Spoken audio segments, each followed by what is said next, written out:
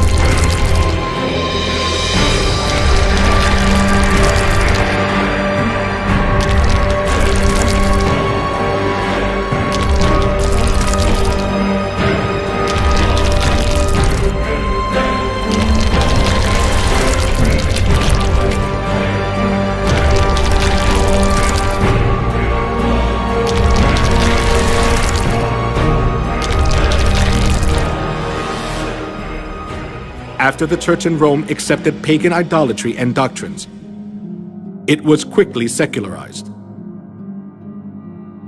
During the Middle Ages, it was even hard to tell the difference between the church and the secular world. The Catholic Pope enthroned kings, and kings protected the Catholic Church. Opposing the Catholic Church itself was rebelling against one's own country.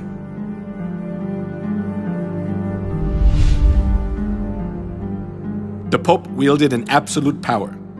We can see just how powerful he was through one incident, the humiliation at Canossa. That happened during the time of Pope Gregory VII. Pope Gregory VII claimed that the Pope could not be judged by anyone on earth, and he could dethrone emperors and kings, and excommunicated Henry IV, the Emperor of the Holy Roman Empire, in the course of the investiture controversy. As Henry IV was faced with the crisis of being dethroned, he went to the Pope who was in Canossa.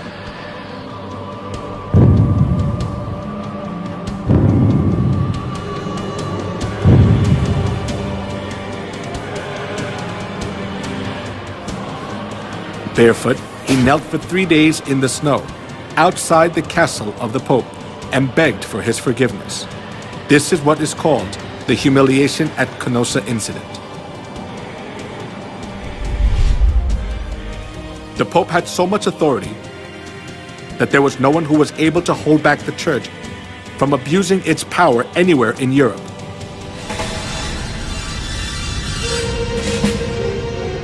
Not only that, the popes committed numerous crimes such as murder, blasphemy, simony, and adultery to hold on to their seat of power.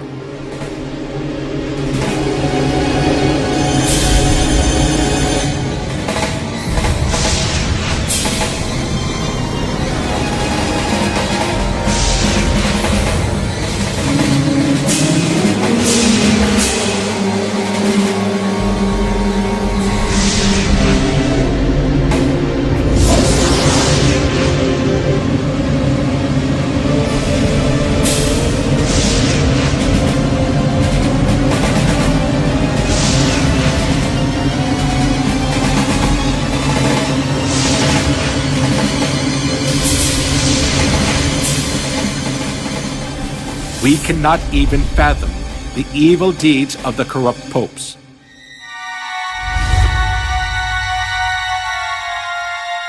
Among them, Pope Leo X enjoyed works of art and collected masterpieces. He invited artists like Michelangelo, Leonardo da Vinci, and Raphael to the Vatican and richly ornamented the church. Being driven by his vanity, he constructed St. Peter's Basilica. However, as he ran out of money by collecting costly works of art, he started to print a greater amount of indulgences.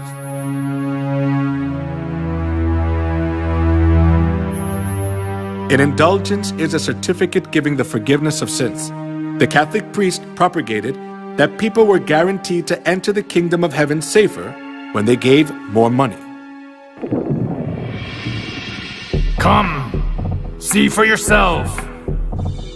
This is not just a simple indulgence. Even though you don't do confession, all your sins will be forgiven. Even the sins of your relatives in purgatory will vanish. Will you just leave your mother to suffer in the fire? Come here, everyone. Come.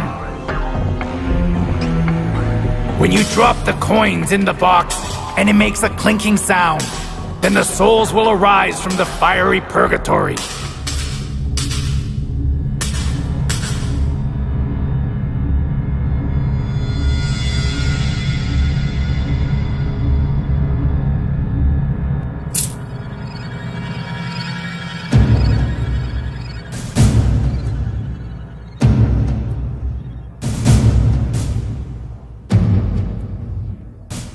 The sale of indulgence was one of the biggest businesses of the Catholic Church.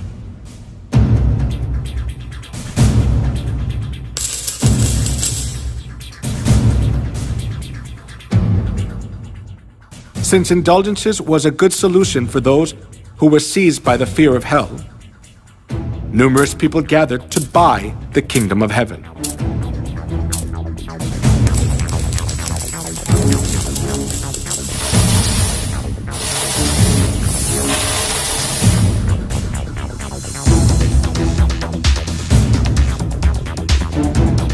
Giotto, the representative artist during medieval Europe, clearly shows the evils of indulgence in his work.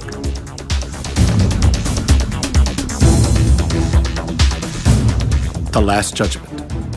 In the painting, Jesus, the judge, is in the middle and the apostles are on both sides. Heaven is shown on the right and hell is shown on the left. One thing that is worthy of notice here is the scene where souls are weighed. A man who is on his knees presents a model of the chapel to three women. The name of the man is Enrico Scorveni. He was a notorious loan shark of that time.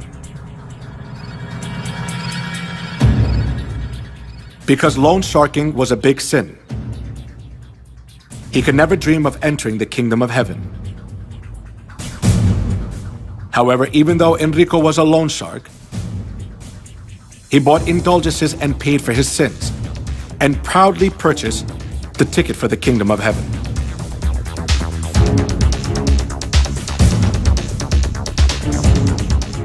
The Bible teaches that only God can forgive sins.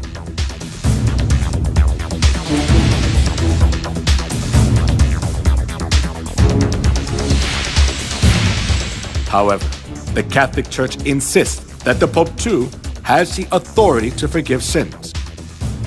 This kind of false teaching enabled them to commit fraud, the sale of indulgence.